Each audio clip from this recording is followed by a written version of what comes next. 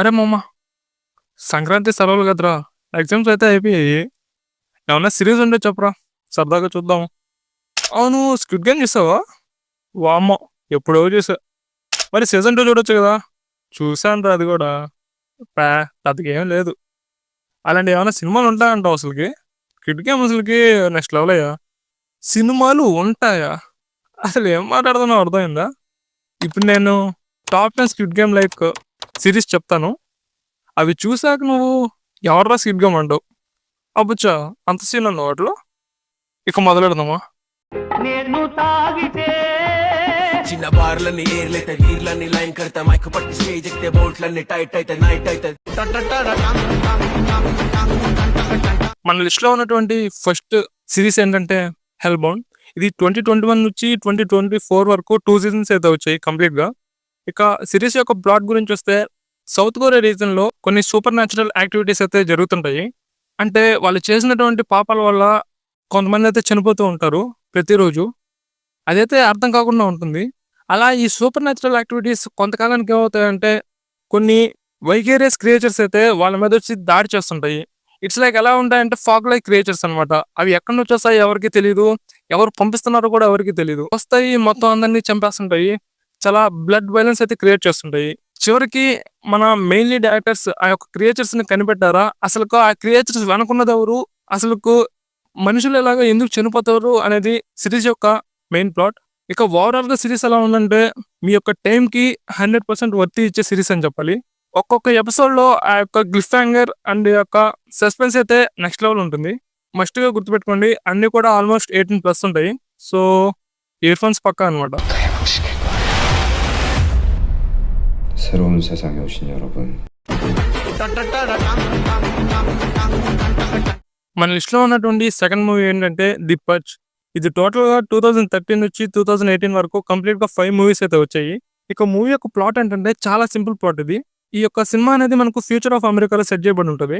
అక్కడ ఏంటంటే కంప్లీట్ గా అన్ఎంప్లాయ్మెంట్ అనేది ఉండదు. ఎక్కడో 1% వరకు అన్ఎంప్లాయ్మెంట్ ఉంటుంది అనమాట.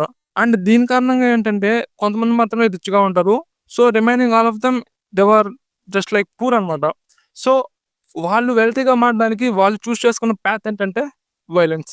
సో ఈ వైలెన్స్ వల్ల వాళ్ళు ప్రతిరోజు క్రైమ్స్ అనేటివి ఎక్కువగా పాల్పడుతుంటారు అనమాట. ఎక్కడ పడితే అక్కడ వాళ్ళని చంపేయడం లాంటివి, వెల్తీగా ఉన్న వాళ్ళని ఫోకస్ చేసి వాళ్ళని చంపేసి వాళ్ళ దగ్గర ఉన్నటువంటి ఆ యొక్క మనీని అంతా దోచుకుంటూ వెళ్తూ ఉండేవాళ్ళు. సో దీనికంటూ గవర్నమెంట్ ఏం చేస్తుందంటే, ఒక యాన్యువల్ ఈవెంట్ అనేటువంటి పడ్జ్ అనే ఒక ఈవెంట్ ని స్టార్ట్ చేస్తుంది అనమాట. ఇది సంవత్సరం మొత్తం మీద ఓన్లీ ఒకే రోజు ఉంటుంది ఈవెంట్. అంటే మనకి పండుగలు ఎలా ఉంటాయో అలా అనుకునే ఈవెంట్ ని. ఆ యొక్క ఈవెంట్ అనేది టోటల్ గా 12 hours పాటు జరుగుతుంది. ఓన్లీ ఆ 12 hours పాటు నువ్వు ఏమన్నా చేసుకో, ఎంతమందినైనా చంపుకో, ఏమన్నా చేసుకో, ఎంత అమౌంట్ అనేది దోచుకెళ్ళిపో. ఆ 12 hours పాటు కంప్లీట్ గా లీగల్ అంతా అది. మనం ఏం చేసినా ఎవ్వడు అడగడు. ఇంకా ఊహించుకోండి వైలెన్స్ ఏ రేంజ్ లో ఉంటుందో. సో ఇప్పుడు ఏం జరుగుతుందంటే, ఎవరైతే బయట ఉంటారో వాళ్ళనైతే చంపేస్తుంటారు. రోడ్ల మీద ఎవరన్నా తిరుగుతుంటారు కదా, వాళ్ళనైతే ఈ యొక్క మెంబర్స్ చంపేస్తుంటారు అనమాట. అంటే ఆ యొక్క క్రైమ్ చేసేదానికి మెయిన్ గ్రూప్ ఒకటి ఉంటుంది. ఆ యొక్క గ్రూప్ వాళ్ళు దొరికిన చంపేస్తుంటారు.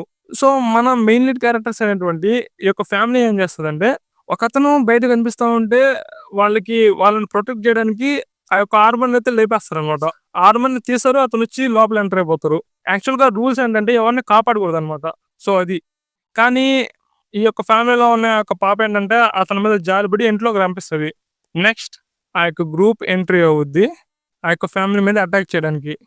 తర్వాత ఏం జరిగింది? సో కంప్లీట్ గా 18+ మూవీస్ ఇవి.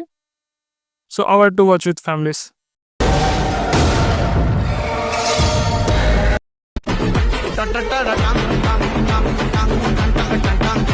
మన లిస్ట్ లో ఉన్నటువంటి థర్డ్ మూవీ ఏంటంటే యాజ్ ద గాడ్ విల్. ఈ మూవీ మనకు 2014 లో అయితే రిలీజ్ అయింది. ఇక మూవీ ప్లాట్ ఏంటంటే, శాన్ అనే ఒక అబ్బాయి ఉంటాడు. ఇతను యాక్చువల్ గా ఒక స్కూల్ స్టూడెంట్ అనమాట. తను డైలీ స్కూల్కి వెళ్ళి ఇంటికి రావడం అదే ఒక పని. అంటే స్టూడెంట్ చేసేది అదే అనుకోండి. అలా అతను రోజు ఇంటికి వచ్చిన తర్వాత కొన్ని చావు న్యూస్లు అయితే వింటూ ఉంటాడు అనమాట టీవీలో. చాలా బోర్ కొడుతూ ఉంటుంది. అతను దేవుడిని ఎప్పుడు కోరుకుంటాడు, నాకు ఇలాంటి లైఫ్ వద్దు స్వామి అని చెప్పి. దాన్ని దురదృష్టం కొద్దీ దేవుడు కూడా వింటాడు అనమాట. లైక్ తర్వాత అట్లా వచ్చి మళ్ళీ స్కూల్కి వస్తారనమాట. దాన్ని నెక్స్ట్ డే రాగానే సడన్ గా ఆ యొక్క టీచర్ యొక్క తల పేలిపోద్ది. ఆ తల ప్లేస్ లో దరుమా శాన్ అనే ఒక బొమ్మ వస్తుంది అనమాట. అంటే మన జపనీస్ లో ఆయన ఒక దేవుడు. ఆ బొమ్మని మన ఇంట్లో పెట్టుకుంటే అదృష్టం కలిసి వస్తుంది అని చెప్పి అంటారనమాట. యాక్చువల్‌గా ఇక్కడ హైలైట్ ఏంటంటే మన స్క్విడ్ గేమ్‌లో ఏంటంటే ఒక పర్సన్ వచ్చేసి ఇలాంటి గేమ్స్ కండక్ట్ చేస్తారు. బట్ ఇక్కడ డైరెక్ట్‌గా దేవుడే వచ్చి కండక్ట్ చేస్తాడు. ప్లాట్ అదిరిపోయింది కదా! దీనిలోని సీక్వెన్సెస్ కూడా అలాగే ఉంటాయి. ఫస్ట్ మనకు రెడ్ లైట్, గ్రీన్ లైట్ అనే గేమ్‌తో స్టార్ట్ చేసి చాలా ఫ్రేమ్స్ అయితే పెడతారు. దెన్ ఆ గేమ్‌ని కంప్లీట్ చేయకపోతే చస్తారు. కంప్లీట్ చేసినోళ్ళు బతుకుతారు. అంతే కాన్సెప్ట్. బట్ ఇక్కడ చేసేది దేవుడనమాట.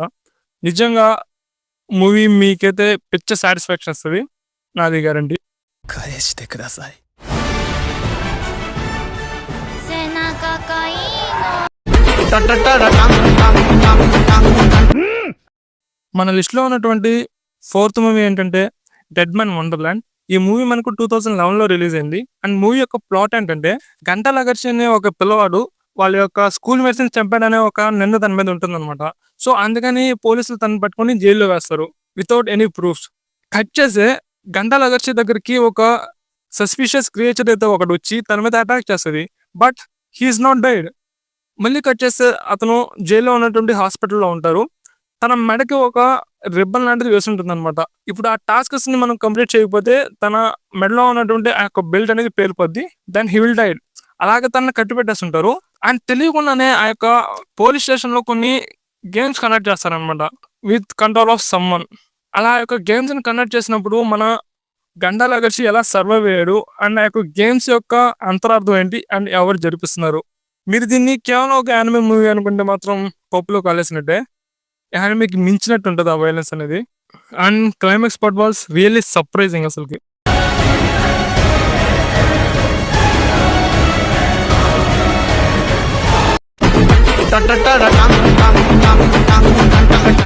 మన లిస్ట్‌లో ఉన్నటువంటి నెక్స్ట్ సీరీస్ ఏంటంటే 3%. ఇది 2016 నుంచి 2020 వరకు కంటిన్యూ అయింది. కంప్లీట్‌గా 4 సీజన్స్ అయితే ఉంటాయి. ఒక్కొక్క సీజన్ ఒక్కొక్క లెవెల్‌లో ఉంటది. ఇక సిరీస్ యొక్క ప్లాట్ ఏంటంటే మీకు 'కల్కి' మూవీ గాని గుర్తుంటే ఇదైతే మీకు సింపుల్‌గా అర్థమైపోద్ది ఈ ప్లాట్ అనేది. ఇది మనకు ఒక పోస్ట్ అపోకలిప్టిక్ ఫ్యూచర్‌లో అయితే సెట్ చేయబడి ఉంటది. పూర్‌గా ఉన్న వాళ్ళందరూ స్క్వైలర్ అనే ఒక ప్రదేశంలో ఉంటారు. లైక్ మన కాశీలాగా అనుకోండి. బాగా డబ్బున్న వాళ్ళు అండ్ బాగా బలిసినోళ్ళు వచ్చేసి ఆఫ్ షోర్ అనే ఒక ఐలాండ్‌లో ఉంటారనమాట. లైక్ మన కాంప్లెక్స్. మన 'కల్కి' మూవీలో ఏంటంటే $1 మిలియన్ ఉంటే మనకు కాంప్లెక్స్‌లోకి అలౌ చేస్తారు కదా! ఆ యొక్క $1 మిలియన్ బదులు ఇక్కడ కొన్ని గేమ్స్ ఉంటాయి.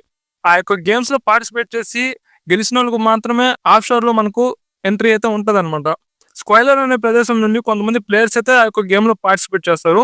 దెన్ ఓన్లీ 3% మాత్రం సక్సీడ్ అవుతారనమాట. అందుకనే ఈ యొక్క సిరీస్ పేరు కూడా 3% అని పెట్టారు. సో, అలా యొక్క గేమ్స్ ఏంటి అండ్ ఆ యొక్క గేమ్స్‌ని వాళ్ళు ఎలా ఎదుర్కొన్నారు అనేది ఈ యొక్క మూవీ మెయిన్ ప్లాట్. నిజంగా ట్రస్ట్ మీ గైస్, సిరీస్ అయితే అదిరిపోద్ది. మీ టైంని ఏ మాత్రం వేస్ట్ చేయదు. ఫుల్ ఎంగేజింగ్‌గా ఉంటది. అండ్ ఆ యొక్క గేమ్స్ కూడా మీకు మైండ్‌కి అయితే O maior కనబడతాయన్నమాట. número de cubos possível.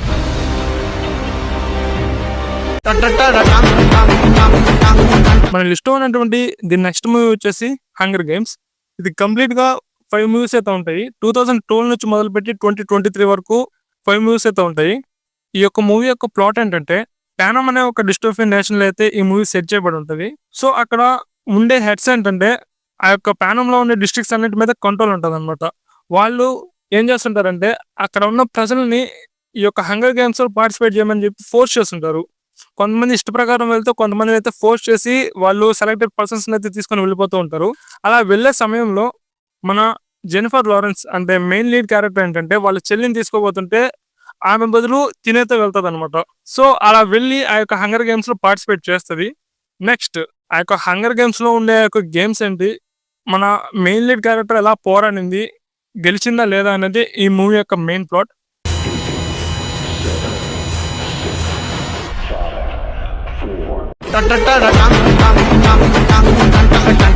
మన లిస్ట్‌లో ఉన్నటువంటి ది నెక్స్ట్ సిరీస్ ఏంటంటే 'లయర్ గేమ్'. ఇది 2007 నుంచి 2010 వరకు అయితే కంప్లీట్‌గా 2 సీజన్స్ అయితే వచ్చాయి. 2 కూడా చాలా బాగుంటాయి. అండ్ 2014లో ఒక డెడికేటెడ్ మూవీ కూడా వచ్చింది. దాన్ని కూడా మీరు వాచ్ చేయొచ్చు. ఇక సిరీస్ యొక్క మెయిన్ ప్లాట్ ఏంటంటే నావో కనాజాకి అనే ఒక ఆమె చాలా కైండ్, చాలా ట్రస్టీ పర్సన్ అండ్ పూర్ కూడా అనమాట. తనకున్నటువంటి ఈ యొక్క మంచి గుణాలతో ప్రాబ్లమ్స్‌లో అయితే చిక్కుంటది. పూర్ కాబట్టి తన దగ్గర మనీ ఉండవు. తను చేసే వర్క్ ప్లేస్‌లో కూడా తనకి రెస్పెక్ట్ ఇవ్వరనమాట. తను తన యొక్క లైఫ్ మీద చాలా గిల్ట్‌గా ఫీల్ అవుతుంది. అసలుకి ఎందుకు బతుకుతున్నానురా అనే ఒక టైప్‌లో వెళ్ళిపోద్దనమాట. అలా తను ఇంట్లో కూర్చొని బాధపడుతూ ఉంటే she saw an article in the news paper. ఆ యొక్క ఆర్టికల్లో ఏముంటుందంటే ఈ యొక్క లేయర్ గేమ్ అనే ఒక గేమ్ గురించి అయితే ఉంటుంది.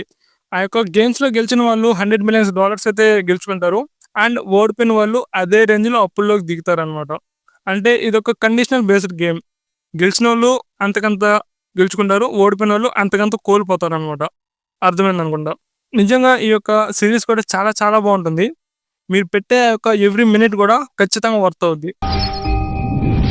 돈 싫어하는 사람 있습니까? 한 가지는 확실하게 말씀드릴 수 있습니다. మన ఇష్టం ఉన్నటువంటి నెక్స్ట్ సిరీస్ ఏంటంటే కైజీ ది అల్టిమేట్ సర్వైవర్ 2007. కంప్లీట్గా 2 seasons అయితే ఉంటాయి అండ్ 1 డెడికేటెడ్ మూవీ కూడా ఉందన్నమాట. 2009లో కైజీ ది అల్టిమేట్ గ్యాంబ్లర్ అనే మూవీ వచ్చింది.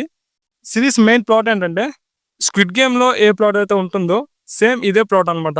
ఈ యొక్క కైజీ ది అల్టిమేట్ సర్వైవర్ నుంచే మన స్క్విడ్ గేమ్ అనేది రిఫరెన్స్ తీసుకొని తీశారు. సేమ్ దీంట్లో కూడా కైజీ అనే ఒక పూర్ పర్సన్ అయితే ఉంటారు. సేమ్ బెట్టింగ్స్ వేస్తూ ఉంటాడు. అలాగా తన లైఫ్ అంతా చాలా డ్యామేజ్ అయిపోయి ఉంటుంది. తనేం డిసైడ్ అవుతారంటే ఈ యొక్క గేమ్స్లో పార్టిసిపేట్ అయ్యి తనకున్నటువంటి ఈ యొక్క అప్పులన్నీ తీర్చేసుకోవాలని అనుకుంటాడు. నెక్స్ట్ ఆ యొక్క గేమ్లో పార్టిసిపేట్ చేసి మన కైజు గెలిచాడా లేదా అనేది ఈ యొక్క సిరీస్ కున్న మెయిన్ ప్లాట్. నెక్స్ట్ లెవెల్ అయితే ఉంటుంది. ఖచ్చితంగా మీరు సిరీస్ని అయితే వాచ్ చేయండి.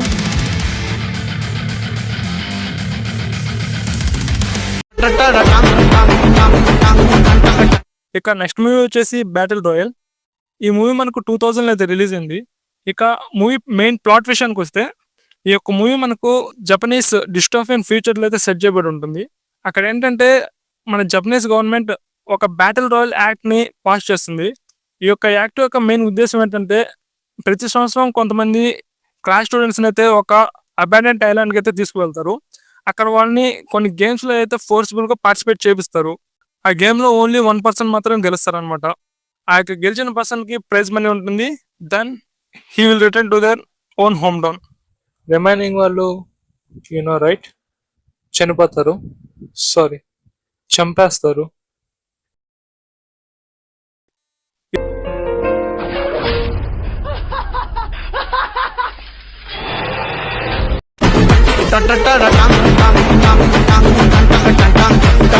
The Alice in Borderland. ఈ యొక్క సిరీస్లో మెయిన్గా ప్లస్ పాయింట్ ఏంటంటే ప్రతి క్యారెక్టర్ని ఏదో ర్యాండమ్లా అలా తీసుకొని వచ్చారు. ప్రతి క్యారెక్టర్కి ఒక బ్యాక్ స్టోరీ ఉంటుంది, ఒక ఎమోషనల్ డెప్త్ని క్రియేట్ చేస్తారు. మనం ఆ క్యారెక్టర్స్కి ఎంత హుక్ అయిపోతాం అంటే వాళ్ళు ఏం చేస్తారని చెప్పి మనం ఈగర్గా వెయిట్ చేస్తుంటాము. ఈ యొక్క సిరీస్ యొక్క మెయిన్ ప్లాట్ ఏంటంటే ఆరిసు, చోటా అండ్ క్యారోబీ అనే 3 friends ఉంటారు. ఒక్కొక్కరికి ఒక్కొక్క బ్యాక్ స్టోరీ ఉంటుందన్నమాట. అలాగా ఒకరోజు వాళ్ళు ఎప్పుడు టోక్యోలో కలుసుకున్న ఒక ప్లేస్కి వచ్చి బాగా ఎంజాయ్ అయితే చేస్తుంటారు. సడన్గా ఆ యొక్క బిల్డింగ్కి ఒక పెద్ద బాంబ్ అయితే తాకుతుంది. నెక్స్ట్ ఆ యొక్క బాంబ్ తాకిన తరువాత ఏమైంది, వీళ్ళందరూ ఏంటంటే ఆ బాంబ్ తాకగానే ఒక ప్లేస్కి అయితే వెళ్ళిపోతారు. ప్యారలల్ వరల్డ్ అనుకోవచ్చు. ఈ యొక్క ముగ్గురు ఫ్రెండ్స్ ఏంటంటే ఒక ప్యారలల్ వరల్డ్కి వెళ్తారు. ఆ యొక్క వరల్డ్లో కొన్ని గేమ్స్ అయితే కండక్ట్ చేస్తారు. ఆ గేమ్ గెలిచిన వాళ్ళు సర్వైవ్ అవుతారు అండ్ ఓడిపోయిన వారికి పైన నుంచి ఒక లేజర్ అయితే వచ్చి వాళ్ళని చంపేస్తుంది. So this is the series plot. లిటరల్గా 2 seasons అయితే brilliant characterization and brilliant screenplay అయితే ఉంటుంది.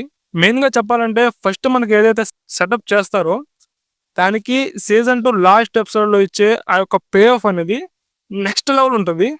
నాకైతే పర్సనల్లీ చాలా చాలా బాగా నచ్చింది అది. ఇంకొక డిసప్పాయింట్ ఏంటంటే ఇంకా బాగా చూపించచ్చు కదా అనేది అనిపించింది నాకు. అంటే ఈ యొక్క స్టోరీ అంతా ఒక డ్రీమ్ కైండ్ ఆఫ్ లెక్కలో వెళ్ళిపోద్ది అనమాట. అదొక్కటి నాకు డిసప్పాయింట్ అనిపించింది. కానీ అదర్వైజ్ సిరీస్ అయితే వర్త్ వాచబుల్. ఖచ్చితంగా అయితే వచ్చండి, అసలు డిసప్పాయింట్ అయిన మాట ఉండదు.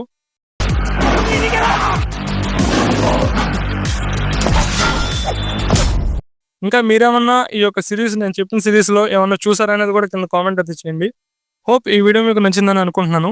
వీడియో నచ్చితే మాత్రం ఖచ్చితంగా మన ఛానల్కి అయితే సబ్స్క్రైబ్ అవ్వండి అండ్ పక్కన ఉన్న బెల్ ఐకాన్ కూడా కొట్టి పెట్టండి.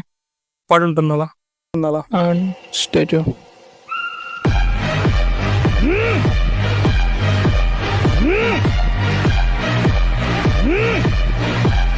నేను తాగితే చిన్న బార్లని ఏర్లైతే వీర్లని లైన్ కడతా మైక్ పట్టి స్టేజ్ ఎక్కితే బోల్ట్ల